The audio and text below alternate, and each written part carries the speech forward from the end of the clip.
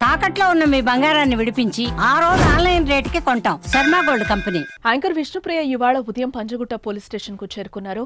తన అడ్వకేట్ తో కలిసి ఉదయం 10 గంటల ప్రాంతంలో స్టేషన్ కు వెళ్లింది విష్ణుప్రియ. బెట్టింగ్ యాప్ ప్రమోషన్స్ కు సంబంధించిన కేసులో విచారణకు హాజరైంది. వాస్తవానికి ఈ కేసులో మంగళవారం విచారణకు రావాలంటూ పంజగుట్ట పోలీసులు నోటీసులు జారీ చేయగా షూటింగ్ కారణంగా విష్ణుప్రియ ఆ రోజు గైర్హాజరైంది. తన తరపున శేఖర్ భాషను పోలీస్ స్టేషన్ కు పంపించింది. ఈ క్రమంలోనే గురువారం ఉదయం విష్ణుప్రియ విచారణకు హాజరైంది.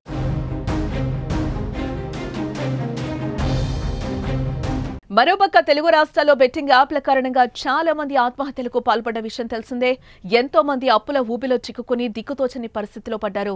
ఈ యాప్స్ కు సెలబ్రిటీలు, సోషల్ మీడియా ఇన్ఫ్లుయెన్సర్లు ప్రమోషన్ చేయడంపై ఐపీఎస్ అధికారి, Telangana RTC MD Sajjanar social media వేదిక ద్వారా ఫైట్ చేస్తున్న విషయం కూడా మనకు తెలిసిందే.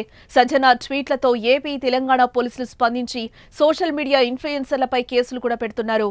తాజాగా 11 మంది ఇన్ఫ్లుయెన్సర్లపై కేసు నమోదు చేసిన తెలంగాణ పోలీసులు విచారణకు రమ్మంటూ వారికి నోటీసులు కూడా పంపించారు. ఇందులో యాంకర్లు విష్ణుప్రియ, శ్యామలతో పాటు పలువురు యూట్యూబర్లు, ఇన్ఫ్లుయెన్సర్లు ఉన్నారు.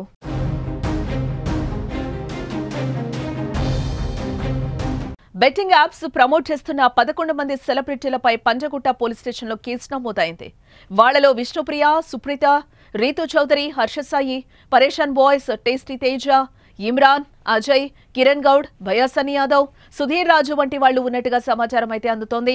అయితే వీరికి నోటీసులు ఇచ్చిన పోలీసులు నిన్న మంగళవారం విచారణకు రావాలని నోటీసులు ఇవ్వడం జరిగింది. కానీ వారిలో ఎవరూ కూడా ఇప్పటివరకు హాజరు కాలేదు.